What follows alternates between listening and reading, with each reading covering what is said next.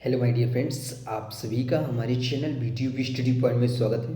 दोस्त, जो आपकी फिजिक्स की यहाँ पे क्लासेस चल रही थी वेक्टर्स, इससे दोस्त मैंने दो क्लासेस को कंप्लीट कराया है। एक में आपका थ्योरी क्लास हुआ था और सेकंड आपका जो था वो न्यूमेरिकल टाइप के क्वेश्चन वहाँ पे सॉल्व कराए थे। आज आपका थर्ड क्लास है वेक्टर्स का और इसमें भी हम बहुत से इंपॉर्टेंट क्वेश्चन जो कि एंट्रेंस एग्जाम में लगातार पूछे गए हैं उन क्वेश्चन को हम यहाँ पे सॉल्व कराएंगे और बहुत ही अच्छी तरीके से एक एक क्वेश्चन को आप लोग देखिएगा और समझने की कोशिश करिएगा कि कौन से क्वेश्चन कौन से ट्रिक पे यहाँ पे सॉल्व हो रहा है। तो चलते हैं दोस्त, आज के इस क्लासेस को स्टार्ट करते हैं। चैनल पे पहली बार विजिट कर रहे हैं तो सब्सक्राइब करिएगा ताकि हर एक वीडियो का इन्फॉर्मेशन आप तक सबसे पहले पहुंच सके। आज आपकी बायोलॉजी की भी क्लास चलेगी, इसके बाद आपको बायोलॉजी का भी क्लास का वीडियो आपको देखने को मिलेगा।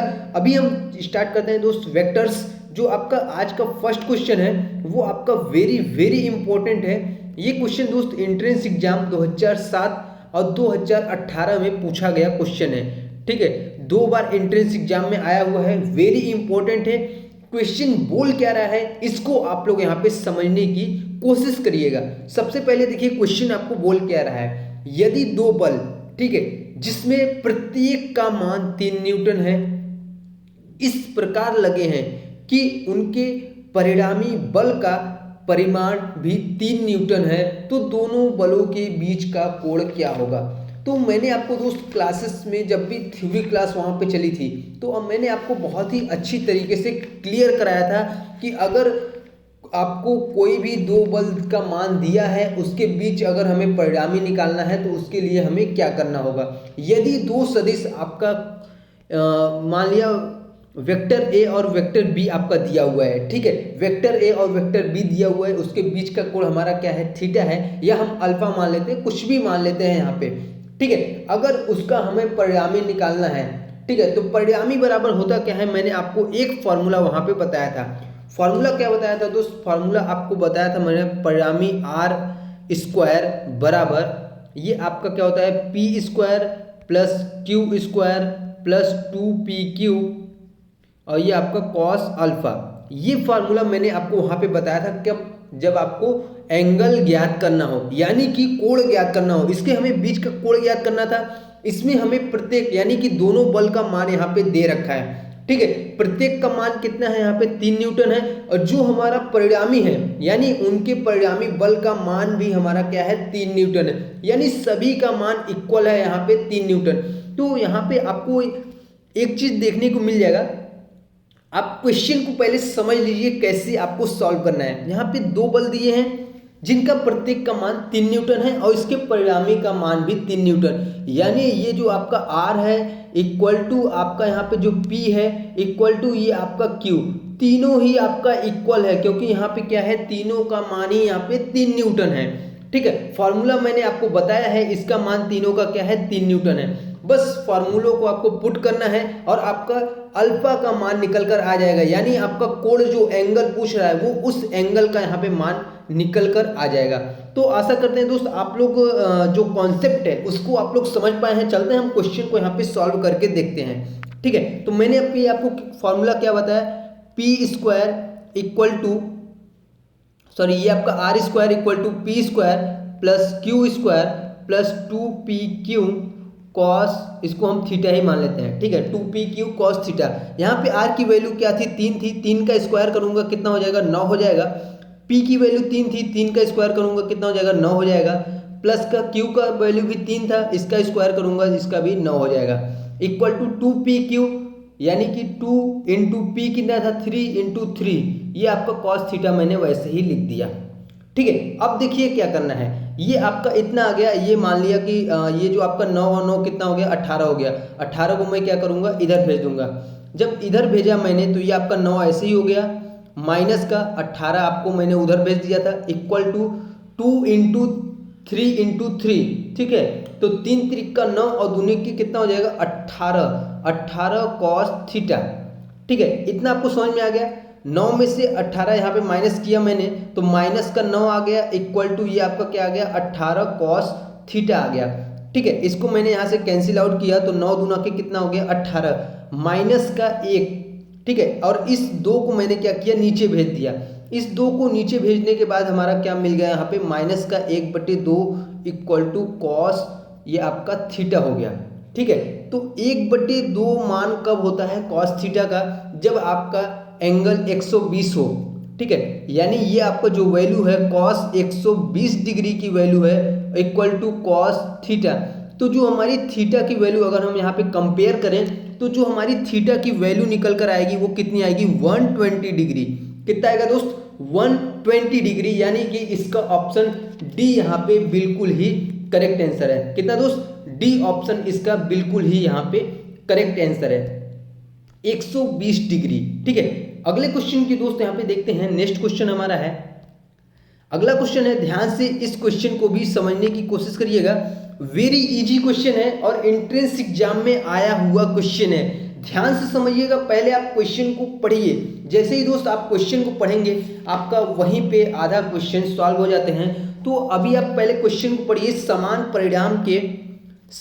परिमाण के 4 बल एक समपंचभुज की भुजाओं के अनुदिश लगे हैं और प्रत्येक बल 5 न्यूटन का है, तो उनके परिणामी का परिमाण क्या होगा।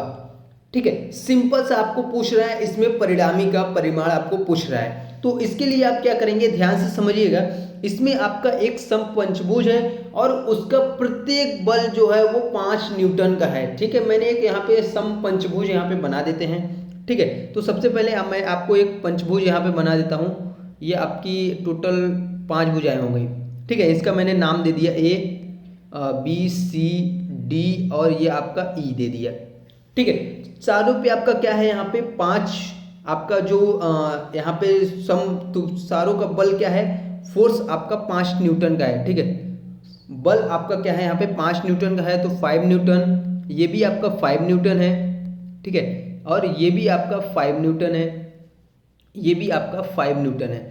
ये आप एक बात ध्यान दीजिएगा, जब भी आप यहाँ से कैलकुलेशन कर रहे हैं, ठीक है, जो ए से बी होगा वो 5 न्यूटन होगा, ए से ई होगा जो वो आपका 5 न्यूटन होगा। तो जब भी आप परिमाण निकालते हैं तो परिणाम निकालने के समय क्या करते हैं, जो वेक्टर एक दिशाओं में होता है उसे आप क्या करते हैं, जोड़ देते हैं। परिणाम निकालने के लिए आप क्या करते हैं, किसी भी परिणामी का परिमाण अगर आपको ज्ञात करना है तो जो भी वेक्टर एक दिशाओं में है उनके जोड़ के और जो आपका विपरीत दिशा में अगर उनको आप इक्वल कर देंगे तो हमारा क्या होगा, परिमाण निकल कर आ जाएगा। ठीक है, तो ये सभी जो आपका ए बी और बी सी और सी डी और सी ई जो है ये आपके क्या है, सभी एक ही दिशा में है। कैसे हैं दोस्त, एक ही दिशा में है, जबकि जो आपका ए और ई है ये आपका क्या है, विपरीत दिशा में है। तो यानी कि हमें क्या करना है, इसी का परिणामी ज्ञात करना है। ठीक है, इसका परिणामी ज्ञात करना है, तो इसका परिणामी कितना होगा, ये चीजें आपको यहाँ पे पूछा है। तो इसका भी परिणामी वही होगा जो कि हमारी अन्य भुजाओं का है। देखिए आप कैसे, मैं आपको समझाता हूँ, यहाँ पे क्वेश्चन को सॉल्व करके बताता हूँ। मैंने आपको क्या बताया, ए बी, ठीक है, A B vector A B plus vector B C, ये सभी आपके क्या हैं, एक ही दिशा में है।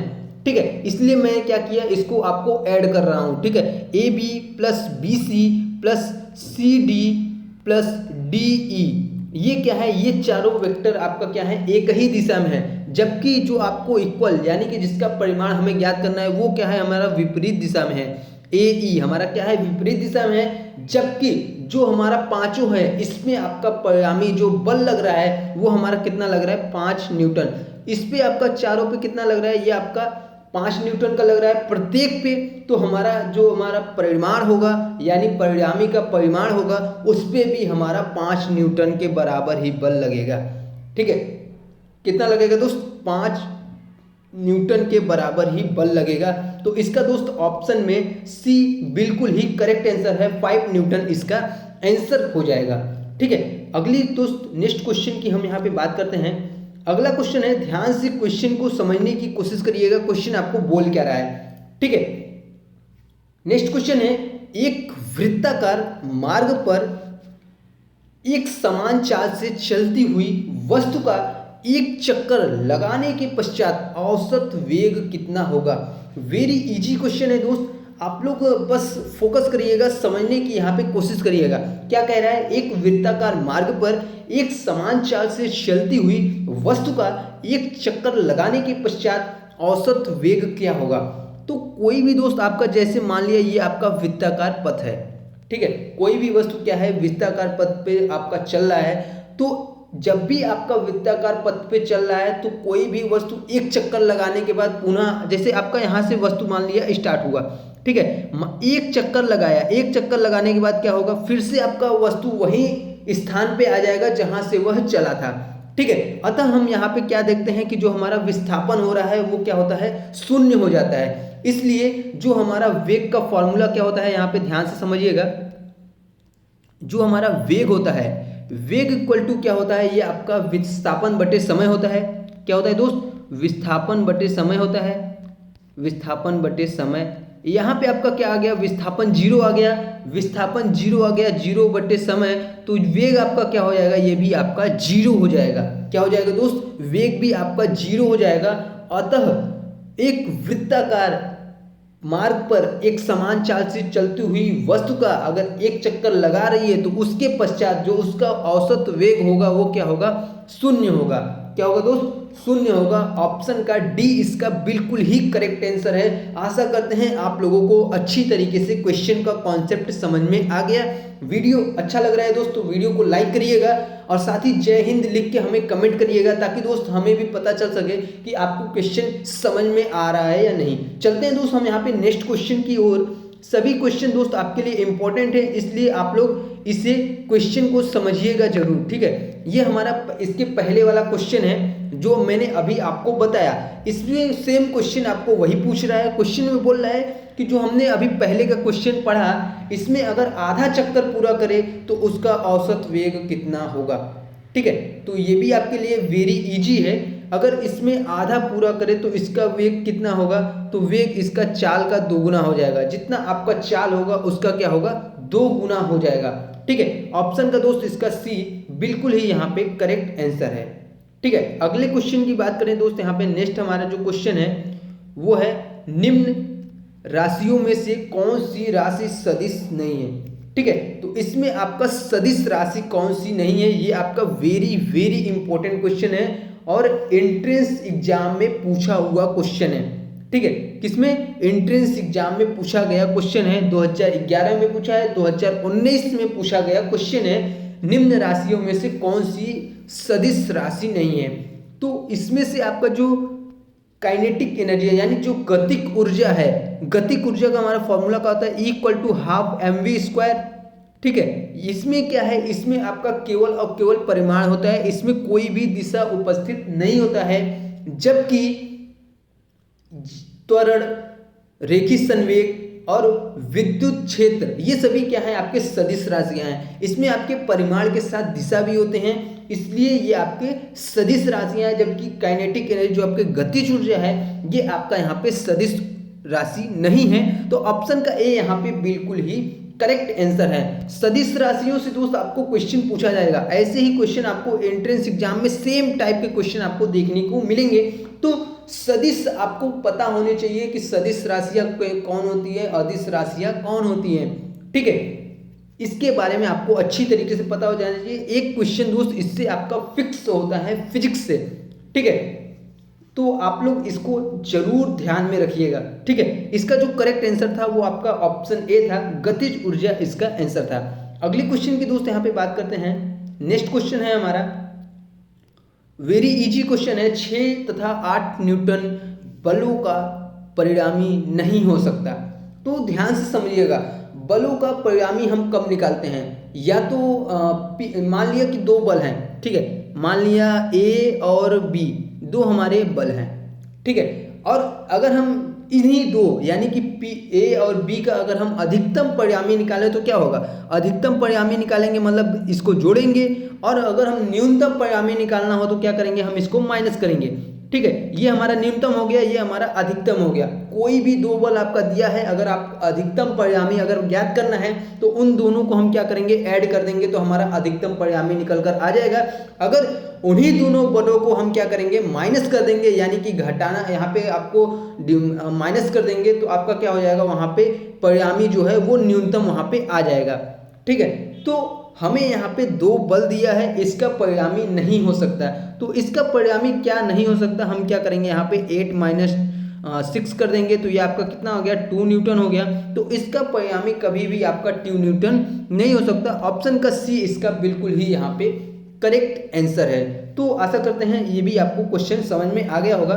चलते हैं दोस्त हम यहाँ पे नेक्स्ट क्वेश्चन की ओर। अगला जो हमारा क्वेश्चन है, last question, very easy question है, निम्नलिखित में से सदिश राशि है। तो अभी तक आप क्वेश्चन को देख पा रहे हैं, तो आप इन जो मैं क्वेश्चन आपको बताया सदिश राशि कौन सी है, इसको आप लोग हमें कमेंट करके बताइए, ताकि दोस्त हमें पता चले कि आप लोग रिवीजन कर रहे हैं या नहीं। ठीक है, और दोस्त आप लोग अच्छे से रिवीजन करिए ताकि एंट्रेंस एग्जाम में आप अच्छे से मार्क्स ला सकें। आशा करते हैं आज मैंने जितनी क्वेश्चन कराए हैं आप लोगों को बहुत ही अच्छी तरीके से समझ में आ गया है, और इस क्वेश्चन का आंसर सभी स्टूडेंट हमारे कमेंट बॉक्स में जरूर देंगे, ताकि दोस्त हमें पता चल सके कि आपकी तैयारी किस तरह से चल सके। और जो भी स्टूडेंट यहाँ पे रेगुलर मुझसे जुड़े हुए हैं, आप लोग रेगुलर अपनी तैयारी बनाए रखें, ताकि दोस्त एंट्रेंस एग्जाम में आप अच्छे मार्क्स ला सकें। और वीडियो को आप अपने फ्रेंड्स लोग में शेयर करिएगा, ताकि दोस्त इन्फॉर्मेशन और भी लोगों के पास पहुंच सके। Thank you so much.